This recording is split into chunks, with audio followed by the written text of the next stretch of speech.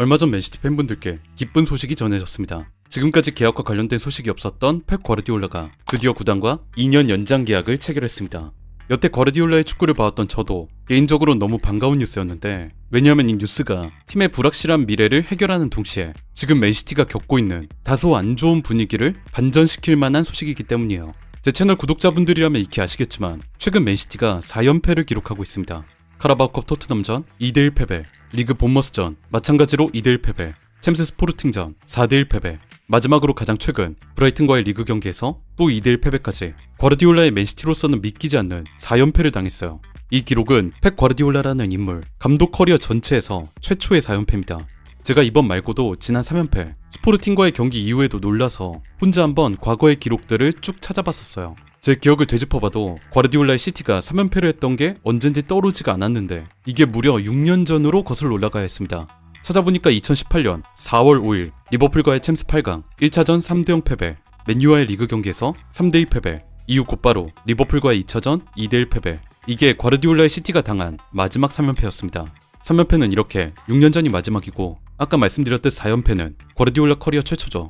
사실 지금 시티가 어려움을 겪고 있는 이유는 너무 명확합니다. 부상이 심해도 너무 심해요. 지난 한 달 동안 과르디올라가 쓸 수 있었던 선수풀은 가히 절망적이었습니다. 장기 부상인 로드리는 물론이고 후벤 디아스, 존 스톤스, 잭 그릴리시, 오스카 보브, 여기에 부상당했다가 회복 중이라 풀핏이 아니었던 선수들까지 포함하면 워커, 아케, 도쿠, 데브라이너, 아칸지, 사비뉴, 과장이 아니라 진짜 선수단의 절반이 부상으로 갈려버렸어요. 사실 이 정도로 사용할 수 있는 선수가 없으면 감독으로서는 진짜 쉽지 않죠. 그건 현재 최고의 명장 펩 과르디올라도 예외는 아니었습니다. 과르디올라는 최근의 성적에 대해 이렇게 얘기했습니다. 우리의 문제는 선수가 없다는 것이다. 팀의 중앙 수비수 4명이 모두 부상당했다. 최고의 선수 로드리는 없다. 데브라이너는 최고의 상태가 아니다. 도쿠는 부상당했다. 그릴리시도 부상당했다. 이전 시즌에는 충분한 스쿼드가 갖춰져 있었다. 하지만 지금은 그렇지 않다. 우리는 이런 상황을 버텨야 하며 받아들여야 한다. 과르디올라가 이렇게 말할 정도면 상황이 어려운 건 맞는 것 같아요. 시티의 부상 이슈가 얼마나 심각했었냐면 11월 특정 시점엔 과르디올라가 활용할 수 있는 선수단의 전체 숫자가 13명밖에 되지 않을 정도였습니다. 말이 13명이지 이 정도면 경기 하나에 내보낼 11명을 구성하는 것도 어려운 수준이죠. 특히 과르디올라가 방금 한 발언에서 제일 먼저 언급한 말, 중앙 수비수 4명이 모두 부상당했다. 후벤 디아스, 아칸지, 아케, 존 스톤스, 이 수비수들이 전원 부상으로 이탈했던 게 치명적이었습니다. 지금 현대 축구의 트렌드에서 센터백들이 해줘야 하는 역할을 생각해보면, 그리고 과르디올라의 시스템에서 후방 자원들의 중요성을 생각해보면 과르디올라가 센터백들의 부상을 왜 제일 먼저 얘기했는지 충분히 짐작할 수 있어요. 이런 선수단의 심각한 부상 문제는 팬이나 구단 입장에서 지금 팀의 경기 결과에 대해 상당 부분 이해할 수 있게끔 만듭니다. 즉 4연패를 했다고 해서 과르디올라의 실력을 의심하는 상황까진 이르지 않았죠. 실제로 과르디올라는 현재 상황에도 자신감에 찬 듯한 혹은 뭔가 열정을 느낄 수 있는 발언들을 했는데, 예를 들면 이런 말들입니다. 기자회견에서 우리 시대의 끝이 도래한 것 아니냐는 질문을 받았다. 사람들이 그걸 원한다는 걸 알고 있다. 나는 이미 수년간 그런 느낌을 받아왔다. 7년 중 6번을 우승한 이후로 이번엔 어쩌면 다른 팀이 우승할 자격이 있을지도 모르겠다. 우리가 과거에 많은 우승을 했지만 지금의 연패가 이상하다고 생각하지 않는다. 하지만 앞으로는 다시 우승했을 때의 수준으로 돌아오길 바란다. 돌아오지 못하더라도 그 부분에서 배울 것이다. 그게 중요한 부분이다. 자만하지 않는 것 말이다. 많이 승리했을 때 또 이게 얼마나 어려운지를 알고 있다면 다시 승리할 때의 기쁨이 얼마나 클지를 알게 된다. 우리가 못하면 그 누구보다 내가 제일 먼저 비판할 것이다. 그러나 아직 우리 팀엔 그런 부분이 느껴지지 않는다. 나는 도전을 사랑하고 물러서지 않을 것이다. 그 어느 때보다 해내고 싶다.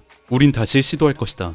이건 제 개인적인 감상인데, 최근의 상황이 과르디올라에게 절망이나 실망을 준 게 아니라 오히려 그가 예전부터 가지고 있던 특유의 투쟁심, 도전 정신에 불을 붙인 것 같기도 해요. 이게 직접적인 원인이 된 건지 아닌지는 과르디올라 본인 외에는 아무도 모르겠지만, 우리가 살펴볼 만한 재밌는 부분이 하나 더 있는데, 로마노는 이렇게 밝혔습니다. 맨시티는 과르디올라 외엔 그 어떤 감독과도 접촉하지 않았다. 시티는 과르디올라가 계속 이곳에 있을 거라 확신했기 때문에 결코 다른 감독을 선임하려 하지 않았다. 사비 알론소나 후뱅 아모린과는 한 번의 접촉조차 없었다.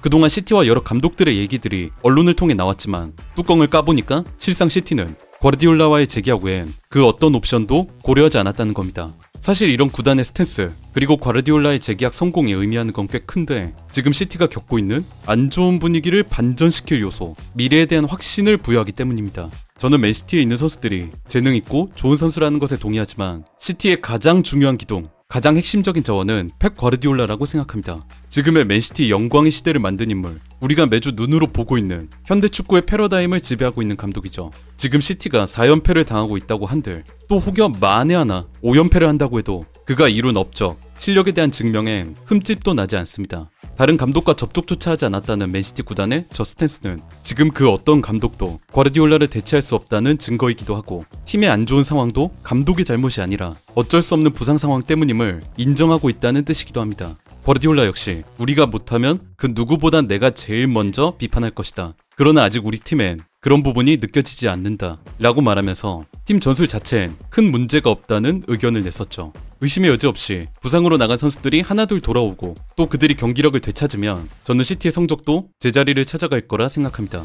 일단 제일 가까운 경기론 주말에 있는 토트넘과의 리그 경기가 있는데 이날 어떤 경기력을 보여줄지 우리가 지켜봐야겠습니다. 어쨌든 그동안 마음 졸이셨을 시티 팬분들에겐 진짜 무엇보다 좋은 소식이고, 이 재계약 소식을 토대로 시티가 분위기를 반전시킬 수 있을지 기대해보겠습니다.